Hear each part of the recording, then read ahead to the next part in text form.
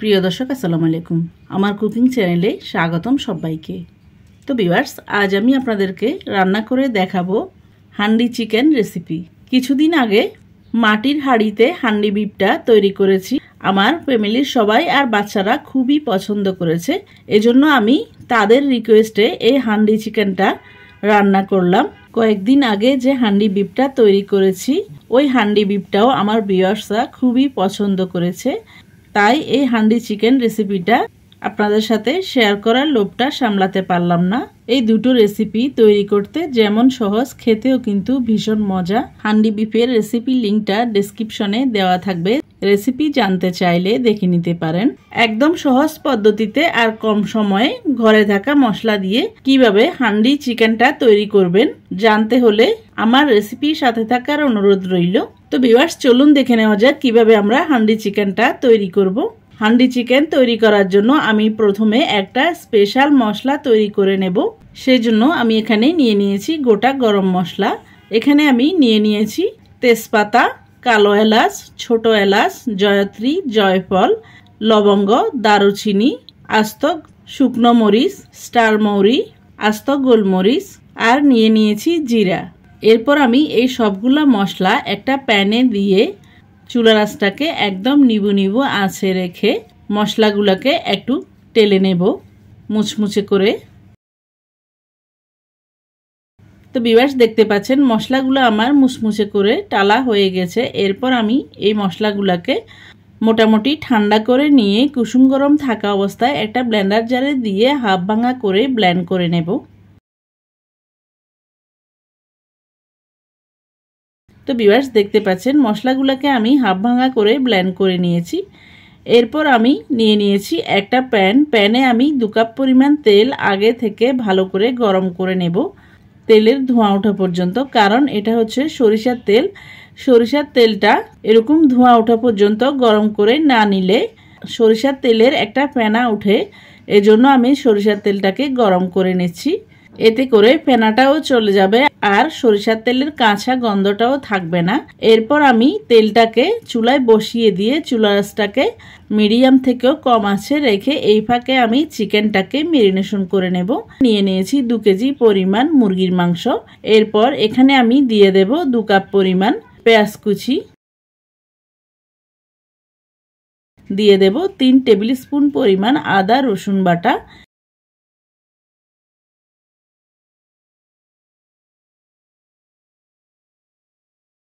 এরপর দিয়ে দেব 1 টিস্পুন পরিমাণ হলুদ গুঁড়া, দিয়ে দেব 2 টিস্পুন পরিমাণ মরিচ গুঁড়া,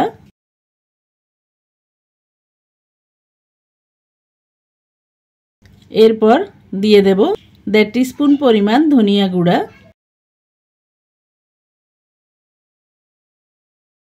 দিয়ে দেব 1.5 টিস্পুন পরিমাণ জিরার গুঁড়া, এরপর দিয়ে দেব 2 টিস্পুন পরিমাণ আগে যে মশলাটা তৈরি করে নিয়েছি সেই স্পেশাল মশলাটা, এরপর দিয়ে দেব স্বাদ মতো লবণ। এরপর আমি প্রথমে চিকেনগুলোকে সবগুলা মশলার সাথে ভালো করে মেখে নেব। একটু সময় নিয়ে চিকেনগুলোকে ভালো করে মেখে নিতে হবে, যাতে প্রত্যেকটা চিকেনের গায়ে মশলাগুলো ভালো করে লেগে যায়।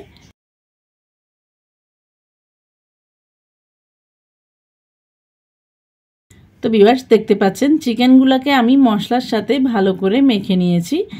এরপর আমি দিয়ে দেব হাফ কাপ পরিমাণ গরম করা সরিষার তেল। এরপর সরিষার তেলটা দিয়ে আমি একটা স্প্যাচুলার সাহায্যে ভালো করে চিকেনটাকে উল্টিয়ে পাল্টিয়ে তেলের সাথে মিক্স করে নেব। আপনাদের যদি এভাবে স্প্যাচুলা দিয়ে নাড়াচাড়া করতে সুবিধা না লাগে, অল্প একটু নেড়ে ছেড়ে নিয়ে চিকেনটা যখন মোটামুটি ঠান্ডা হয়ে যাবে, এরপর হাত দিয়েও ভালো করে মেখে নিতে পারেন চিকেনটাকে। তো ভিউয়ার্স, দেখতে পাচ্ছেন চিকেনটাকে আমি ভালো করে মেখে নিয়েছি। এরপর আমি নিয়ে নিয়েছি মাটির হাঁড়ি। বাকি যে বেঁচে যাওয়া তেলটা আছে ওই তেলটাকে গরম গরম আমি মাটির হাঁড়িতে দিয়ে দিলাম। এরপর দিয়ে দেব 8টা আস্ত রসুন। এই রসুনগুলোকে আমি অফ ক্যামেরায় ভালো করে ধুয়ে নিয়েছি।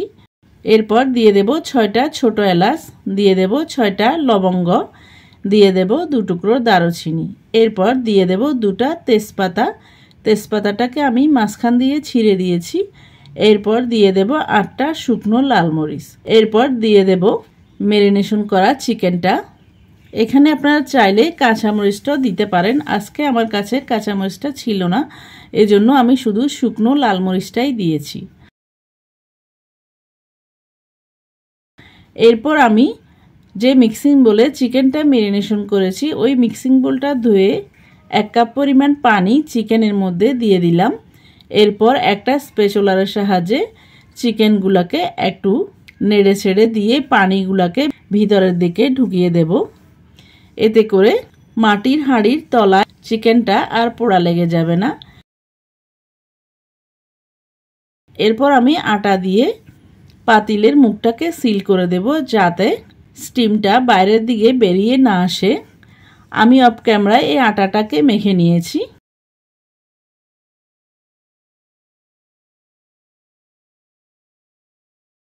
এরপর আমি উপর থেকে একটা মাটির ঢাকনা দিয়ে আলতো হাতে চেপে ঢাকনাটাকেও সিল করে দেব। এরপর আমি মাটির হাঁড়িটাকে চুলায় বসিয়ে দিয়ে চুলার আঁচটাকে মিডিয়াম ফ্লেমে রেখে চিকেনটাকে জাল করে নিয়েছি। চিকেনটা যখন ফুটে উঠেছে এ পর্যায়ে আমি মাটির হাঁড়িটাকে এভাবে নেড়ে ছেড়ে দিয়ে এরপর চুলার আঁচটাকে একদম নিভু নিভু আঁচে রেখে চিকেনটাকে আমি 45 মিনিট পর্যন্ত রান্না করে নিয়েছি। আর মাঝে মধ্যে বেশ কয়েকবার 20 মিনিট বা 15 মিনিট পর পর নেড়ে ছেড়ে দিয়েছি যাতে চিকেনটা পোড়া না লেগে যায়। তো ভিউয়ার্স দেখতে পাচ্ছেন চিকেনটা কিন্তু আমাদের রান্না করা হয়ে গেছে। ফিরে আসলাম 45 মিনিট পর। দেখতে পাচ্ছেন কিভাবে স্টিমটা বাইরের দিকে বেরিয়ে আসছে আর চিকেনের খুবই সুন্দর একটা স্মেল বেরিয়ে এসেছে। মাটির হাঁড়িরও খুবই সুন্দর একটা গন্ধ পাওয়া যাচ্ছে। যদি মাটির হাঁড়ির গন্ধ পাওয়া যায় তাহলে বুঝতে পারবেন চিকেনটা পারফেক্টভাবে রান্না করা হয়ে গেছে। এরপর আমি চিকেনটাকে চুলা থেকে নামিয়ে নিয়ে ঢাকনাটাকে একটা ছুরি দিয়ে খুলে নিচ্ছি। দেখতে পাচ্ছেন চিকেনটা একদম পারফেক্টভাবে রান্না হয়ে গেছে। তো ভিউয়ার্স আমি আপনাদেরকে একটু নেড়ে ছেড়ে দেখিয়ে দিচ্ছি। দেখতে পাচ্ছেন চিকেনটা কতটা পারফেক্টভাবে রান্না করা হয়ে গেছে আর এর কালারটা কতটা লোভনীয় হয়েছে। চিকেনটাও একদম পারফেক্টভাবে সেদ্ধ হয়ে গেছে। এরপর আমি চিকেনটাকে একটা মাটির হাঁড়িতে সার্ভ করে নেব।